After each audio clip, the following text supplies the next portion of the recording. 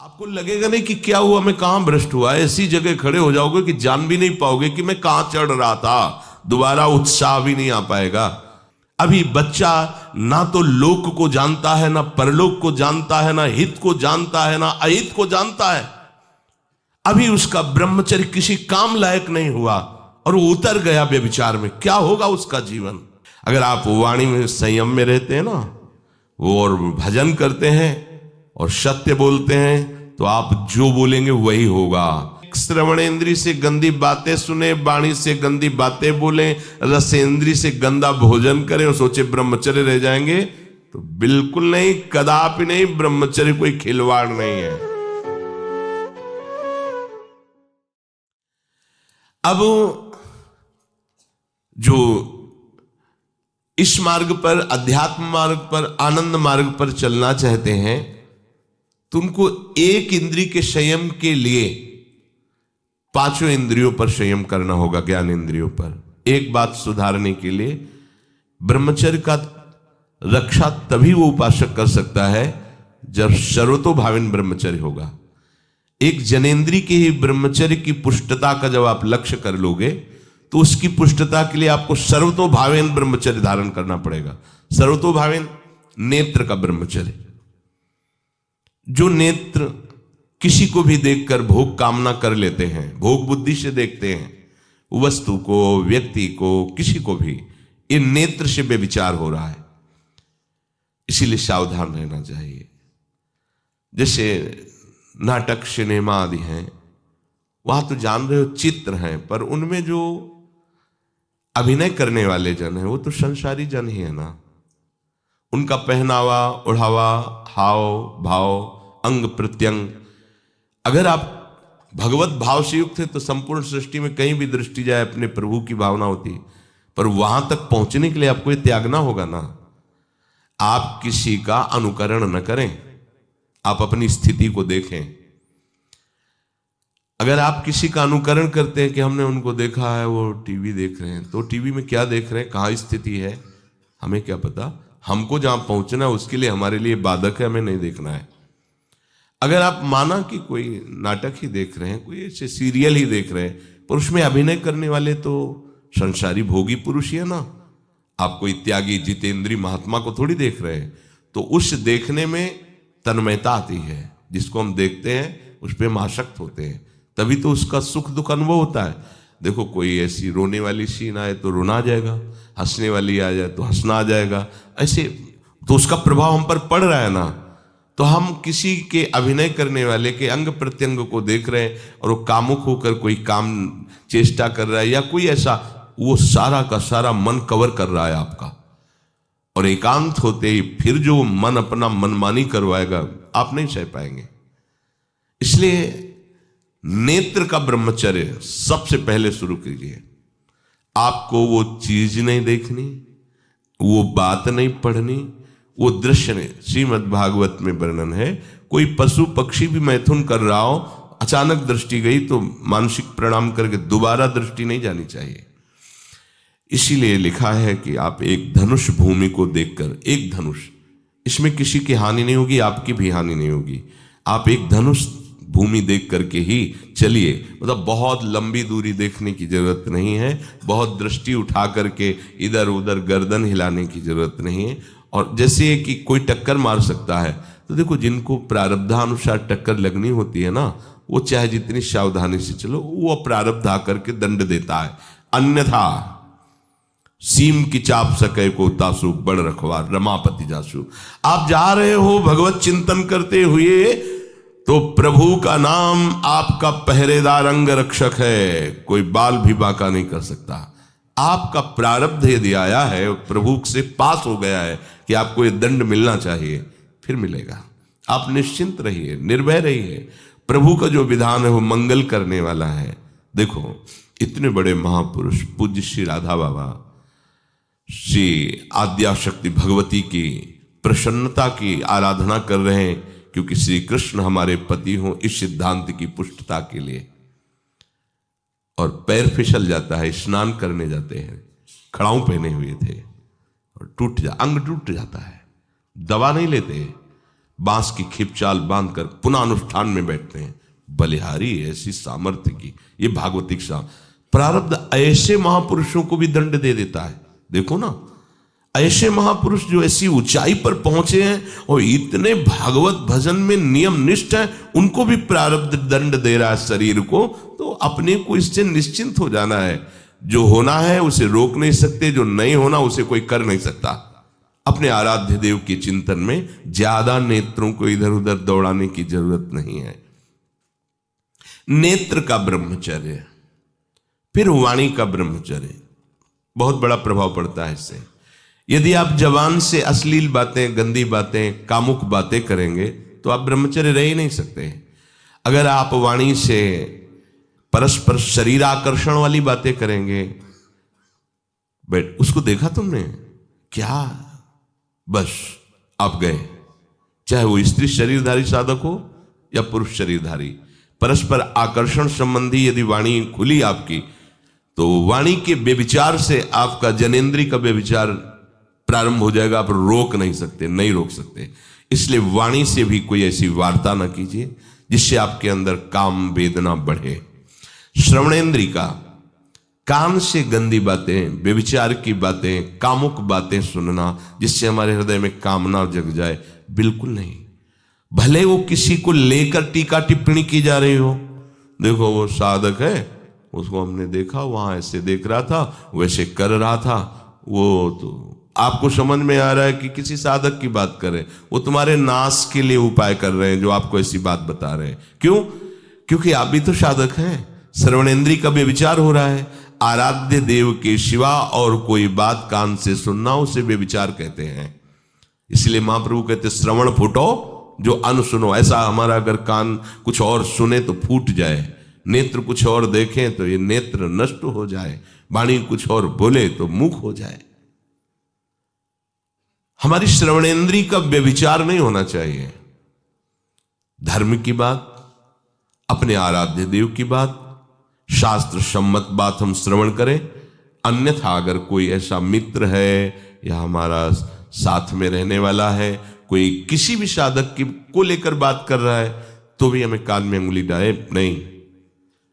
हम कोई ईश्वर थोड़ी कि हम किसी को संभाल लेंगे, हम अपने को नहीं संभाल पा रहे। हमारे सामने किसी की बात मत करो, ऐसी करना है तो प्रभु की चर्चा करो, अन्यथा मत करो। तो अगर आप श्रवणेंद्री का ब्रह्मचर्य, वाकेंद्री का ब्रह्मचर्य, नेत्रेंद्री का ब्रह्मचर्य और त्वगेंद्री का ब्रह्मचर्य, अनावश्यक किसी को स्पर्श मत करो। परस्पर विरोधी शरीर को तो भूल कर मत करो। विरोधी शरीर जैसे हमारा पुरुष शरीर है, सामने स्त्री शरीर है, तो किसी भी तरह से सेवा के लिए संकेत करना या किसी भी सेवा के लेन देन में बचाव पक्ष में रहो। यहां रख दीजिए सामान, फिर आप उठा लीजिए। सीधे हाथ में सामान लेना नहीं, सीधे हाथ में सामान देना नहीं, जमीन में रख दीजिए। बहुत पवित्र है तो आप कुर्सी पे जो भी आसन उसका हाथ में लेने का नहीं। परस्पर विरोधी भाव वाले शरीरों का स्पर्श बिल्कुल निषेध है, किसी भी कारण से न किया जाए। मान लीजिएगा ये बहुत मतलब आवश्यक है, यदि आप इसमें चूक कर गए तो धीरे धीरे आप फिसल के वहीं खड़े हो जाएंगे जहां से चढ़ना मुश्किल है। किसी भी साधिका को, किसी भी साधक को परस्पर लेन देन हाथ में नहीं करना चाहिए। मानो हमारी बात, आपको माला देनी, चौकी पे विराजमान करो, हम उठा लेंगे। हमें कोई सामग्री, ये सामान रखिए, आप उठा लीजिएगा। कभी भी कोई भी परस्पर मुस्कुराहट, बातचीत, ऐसे कोई इशारे यदि दिखाई दे तो आप बचो और उसको बचाओ। साधक है, साधिका है, उससे गलती हो सकती है, आपसे भी गलती हो सकती है। आप सत्संग सुनते हैं, आपको लगा कि इसकी मुस्कुराहट, इसकी कुछ चेष्टा ऐसी दिखाई दे रही है जो हमारे अंदर कामुकता पैदा कर सकती है, उसको भी बचाओ और स्वयं बचो तो भगवान आप पर प्रसन्न हो जाएंगे। वो देख रहे हैं अंदर की बात। साधक को बहुत सावधान रहने की आवश्यकता। ये इसको खिलवाड़ मत समझो, इसीलिए कह रहे हैं ये अध्यात्म है, ये परमार्थ है। आपको लगेगा नहीं कि क्या हुआ, मैं कहां भ्रष्ट हुआ, ऐसी जगह खड़े हो जाओगे कि जान भी नहीं पाओगे कि मैं कहां चढ़ रहा था, दोबारा उत्साह भी नहीं आ पाएगा। बात अच्छे से समझ लीजिए। तो हमारी त्वगेंद्री का व्यभिचार ना होने पावे, सहसा किसी का इस पर, किसी की भी अगर सेवा करने का सौभाग्य मिले, फिर उसमें ये प्रश्न नहीं उठता। अगर कोई गिरा पड़ा है भला ऐसी स्थिति में कि मुझे अत्यंत आवश्यक है उसे उठाना, अगर नहीं उठाते तो वो कष्ट पा रहा, अचानक कोई गिर जाए, फिर हम ये नहीं देखेंगे, फिर ये हम सूत्र नहीं स्वीकार करेंगे कि अब हम तो ब्रह्मचारी हैं, अब हम खड़े खड़े देख, नहीं, उसको अत्यंत आवश्यकता है हमारी। अब उस समय हम भूल गए अपने आप को और उसको उठा करके अगर हमें अस्पताल ले जाना, अस्पताल ले जाएंगे, जरूरत है हम उसकी सेवा करेंगे। सावधान, वो भगवत भाव से की हुई सेवा तुम्हारे अंदर आध्यात्मिक शक्ति पैदा करेगी, काम भावना नहीं पैदा करेगी। हमारी माँ बीमार हो और हमें उसे पता चला कि शौच कर दिया है, हमें शौचाना पड़े, हमें उसका मल धोना पड़े, तो क्या हमें काम जागृत हो जाएगा? क्या मेरी माँ है। हमारी बुद्धि कभी ऐसी नहीं होगी। आपका पिता है, आप लड़की हो, कोई दूसरा रह नहीं गया और वो बीमार है, आपको ऐसी क्या काम जागृत हो जाएगा? क्या अगर ऐसी सेवा में काम जागृत होता तो कोई नर्स ही अस्पताल में नहीं होती। हर सेवा उसको करनी होती है, नर्स को, चाहे वो स्त्री शरीर हो चाहे पुरुष शरीर हो, परस्पर विरोधी शरीरों की सेवा, पर कहीं काम थोड़ी जागृत होता है, क्योंकि उसको अपने सेवा धर्म से मतलब है। तो ये सेवा के समय इस सूत्र को न देखा जाए, पर ध्यान रखें, अत्यंत आवश्यक जहां आपके सिवा नहीं हो सकता वहां अगर हमें ऐसा अवसर मिलता है कि सेवा उसे हो सकती है तो हम पहले उसे प्रेरित करेंगे। और अगर ऐसा है कि अब कोई नहीं है, फिर हमारा परम धर्म जागृत हो जाता है परहित का। अगर हमारा कोई निंदा भी करे, कोई शरीर की भी हानि हो जाए, अब हम परवाह नहीं करते। परहित सरिस धर्म नहीं भाई, इससे बड़ा कोई धर्म नहीं है। पर ध्यान रखें, भगवान को साक्षी करके ये उस समय की बात है जहां बिल्कुल कोई अब गुंजाइश नहीं रह गई है। त्वगेंद्री को ऐसे सहसा किसी आप पुरुष शरीरधारी पुरुष को भी सहसा इससे आप में शक्ति जागृत होगी। यदि आप वाणी को मौन रखते हैं और भगवान नाम जप करते हैं और सत्य बोलते हैं, तो आप जब कभी जो कुछ भी बोलेंगे वैसा ही सत्य होगा। गांधारी जी ने कोई तप नहीं किया था। जब सुना कि मेरा ब्याह धृतराष्ट्र से हो रहा है जो बाह्य नेत्र रहित हैं, उसी समय पट्टी बांध ली कि जब मेरा पति संसार को नहीं देख सकता तो मैं भी संसार को नहीं देखूं।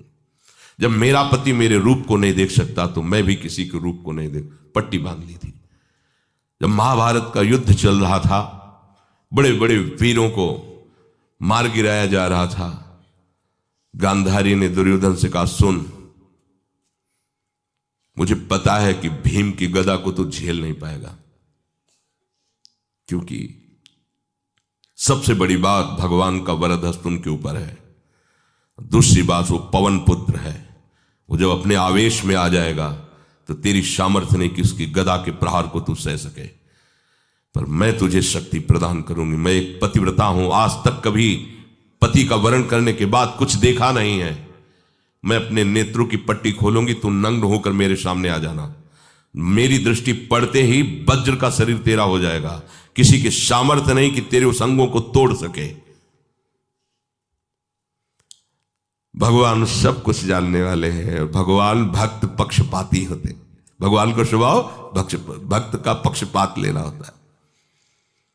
वो अपने महल से कॉरिडोर से जा रहा था गांधारी जी के पास, भगवान आ गए चट्ट से, तो तुरंत उसने हाथ ऐसे लगा लिया। मुझे शर्म आनी चाहिए यार, तो हस्तिनापुर के सम्राट पद पर अभिषिक्त होने के लिए तैयारी कर रहा है, नंगे घूम रहा है गली में। उसने कहा, गली में नहीं, मां के सामने जा रहा है। अरे कोई बच्चा है, ऐसे जाया जाता है मां के सामने? उसने कहा, मां ने कहा है कि हम पट्टी खोलकर तुम्हें देख लेंगी तो तुम्हारा शरीर वज्र का। चलो माना, मां की आज्ञा का पालन करो, थोड़ा इन अंगों को तो ढक लो। तुम तो बड़े हो, कोई बच्चे थोड़ी मां के सामने ऐसे चले जाओगे, ढकना चाहिए तुम्हें। वापस कर दिया। वो यहां ऐसे पत्तों से ढका, वस्त्र नहीं पहना, मां की आज्ञा ऐसे पत्ते से ऐसे कमर से ऐसे ढक लिया, पीछे आगे ऐसे। गांधारी जी ने पट्टी खोली और जे ही देखा पूरा शरीर वज्र का हो। तो ये क्या किया तूने, कमर में क्यों बांध लिया? बोले शर्म लगती थी। कैसे आपके? बोले यहीं से मारा जाएगा। भीम की गदा का प्रहार तेरी सी जंघा और कमर को तोड़ देगा, तेरी मृत्यु। मान गई, प्रभु के विधान के आगे किसी का बल काम नहीं करता। गांधारी, ये केवल आंख में पट्टी बांधने की सामर्थ्य थी कि मेरा पति यदि अंधा है तो मैं भी किसी रूप को नहीं देखूंगी। अगर आप वाणी में संयम में रहते हैं ना, वो और भजन करते हैं और सत्य बोलते हैं, तो आप जो बोलेंगे वही होगा। पर ऐसा कुछ अनर्थ वो बोलता ही नहीं, क्योंकि ऐसा संयमी जान जाता है कि इन सब का फल भगवत प्राप्ति है, किसी को कष्ट देना नहीं है। एक एक इंद्री का जब आप ब्रह्मचर्य संयम करोगे तब आपका वीर संयम होगा। ध्यान रखना, आप नेत्रेंद्री से गंदे चित्र देखें, श्रवणेंद्री से गंदी बातें सुने, वाणी से गंदी बातें बोलें, रसेंद्री से गंदा भोजन करें और सोचे ब्रह्मचर्य रह जाएंगे, तो बिल्कुल नहीं, कदापि नहीं। ब्रह्मचर्य कोई खिलवाड़ नहीं है। जो ये तो हुआ इंद्रियों का, फिर आता है अंतःकरण का ब्रह्मचर्य। हमारा मन काम की तरफ तभी जाता है जब उसको निज सुख नहीं मिलता। ध्यान रखना, सृष्टि में जितने भी दुर्गुण दुराचार होते हैं उनमें दो प्रधान होते हैं, एक काम भोग और एक धन, और सब छोटी मोटी बातें हैं। प्रायः जितने भी हिंसा होंगी, जितनी भी भयानक घटनाएं होंगी, भयानक युद्ध होगा, उन दो में अंतर्गत ही होगा, दो के अंतर्गत ही होगा। या उसका कहीं ना कहीं काम से संबंध, स्त्री संबंध से या धन संबंध से है। चाहे जो भी घटना हो उसको देख लेना, प्रधानता दो में ही होगा, कंचन और कामिनी। कीर्ति में कीर्तिवान तो कोई कोई बिरले ही होते हैं, तो वो तो बहुत आगे की बातें हैं। पर प्रायः जितने भी युद्ध हैं, जितनी भी हिंसा है, जितना भी भयानक कुकृत्य है, इन दो में ही होता है। उपासक को ये बात समझनी चाहिए, मन को समझाना चाहिए, सच्ची मानी। मतलब वाणी में शब्द नहीं होता इन बातों को बताने का, यदि कहीं मन को समझाना चाहिए। देखो, अपने लोग उपासक हैं, हम जहां जहां आसक्त हो रहे हैं उसमें हमारे मन का केवल भ्रम है। शरीर के द्वारों में कहीं सुख है, घृणित द्वारों में कहीं सुख है। अगर सुख होता तो इनके भोगने के बाद हृदय कह देता कि अब कछुनाथ न चाहिए मोरे, शांत हो जाता। फिर ऐसा क्यों होता है कि उसको एक जगह तृप्ति नहीं होती, क्योंकि वहां सुख है नहीं। फिर सोचता है शायद उसमें हो, उसमें हो, उसमें हो। पूरे के पूरे युग के युग व्यतीत हो गए, कल्प के कल्प व्यतीत हो गए भोगते हुए, क्या सुख मिला? क्या स्त्री शरीर सोचता है पुरुष शरीर में सुख है, पुरुष शरीर सोचता है स्त्री शरीर में सुख है, या आदि आदि। अगर सुख होता तो पूरे ब्रह्मांड में पशु पक्षी कीड़ा मकोड़ा सब मैथुन धर्म से युक्त हैं, ये सब सुखी हो जाते हैं ना। जो जितना भोगा सकते उतना ही दुखी। देख लो, अशांत, क्लिष्ट, परेशान और पापाचरण युक्त, ये क्या है? मन को समझाइए। वैरागी भगवत मार्ग का पथिक मन के द्वारा ऑपरेशन करता है हर वस्तु का। ये सब, इसको ऐसा ना समझे कि बड़ी गुप्त बातें हैं। गुप्त बातें हैं प्रिया प्रीतम के दिव्य चिदानंदमय रहस्य की, ये गुप्त बातें नहीं, इनको समझो खोल करके। यदि आप किसी भी तरह से हस्तमैथुन आदि के द्वारा, गंदे दृश्य देख करके, गंदी क्रियाओं के द्वारा आप अपना नाश करते रहेंगे, तो ना आप इस लोक में सुखी रहेंगे ना परलोक में। मान लीजिएगा, ये बातें ना तो कही जाती हैं और ना सुनी जाती हैं और ना समझी जाती हैं।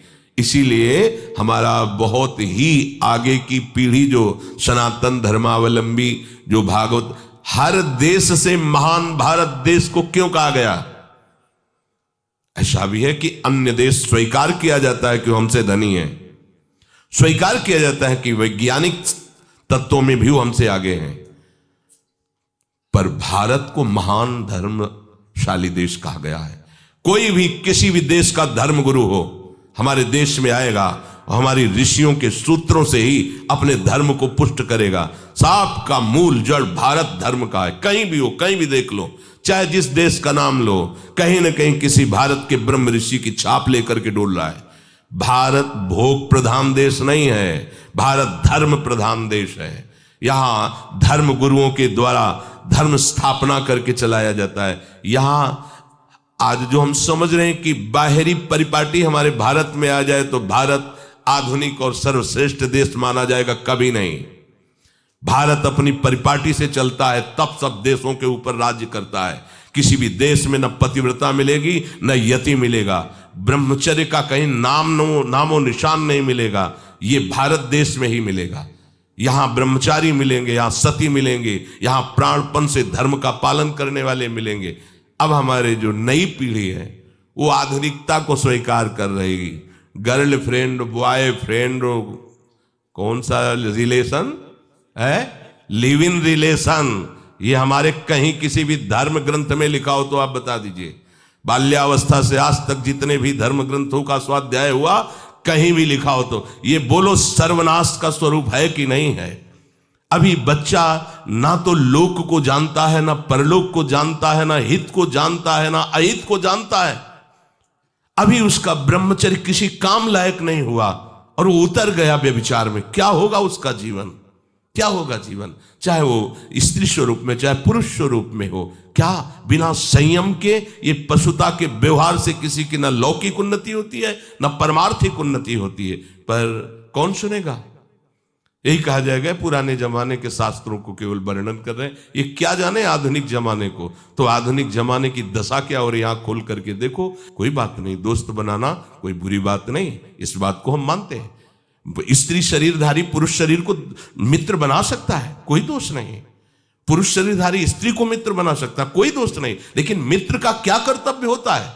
कुपंथ निवार सुपंथ चलावा, कुमार्ग से हटा करके सुपंथ में चलाना, उसकी समस्याओं को दूर करके उसको आनंद में से युक्त करना, उसको सहयोग करना, ना कि शोषण करना। दोस्ती कहते हैं उसके दुखों को मिटा करके उसको शांति और सुख के मार्ग में ले जाना। इसीलिए ये जो आधुनिकता बढ़ रही है, ये जो खान पान गलत हो रहा है, ये जो दर्शन गलत हो रहा है, तो इस जमाने में ब्रह्मचर्य ये केवल शब्द ही लिखा मिलेगा, जीवन में नहीं मिलेगा। नए नए बच्चे व्यसन कर रहे हैं, नशा कर रहे हैं, गंदे आचरण कर रहे हैं। क्या होगा, कैसे आगे कोई समझेगा शास्त्र क्या है, धर्म क्या है, बल क्या है? आज नवयुवक 16 से 28 के बीच में कोई ऐसा नहीं दिखाई देता है जिसमें आध्यात्मिक थोड़ा भी बल हो, काम क्रोध आदि सहने की सामर्थ्य हो। अपने बूढ़े माता पिता को थप्पड़ मार रहे हैं, बूढ़े माता पिता को गाली दे रहे हैं, बूढ़े माता पिता जिन्होंने खवा पिला के इतना बड़ा, उन्हें अनाथालय भिजवाया जा रहा है, उनको छोड़ दिया जा रहा है। आप विदेश घूम रहे हैं, उनके खाने की व्यवस्था घर में नहीं। क्या है ये? आज आधुनिक विद्या का ये प्रभाव है। विद्या विनयम ददाति, जो अपने वयोवृद्धों की सेवा नहीं कर सकता वो क्या विद्या पढ़ा? जो दूसरों की रक्षा नहीं कर सकता क्या विद्या पढ़ा? क्या विद्या का यही स्वरूप है दूसरे का शोषण करना? क्या विद्या का यही स्वरूप है कि शराब पीना, ड्रग्स का ये नशा करना? ये क्या विद्या सिखाती है? वो कहा जाता है आज तो आधुनिक विद्या बढ़ रही।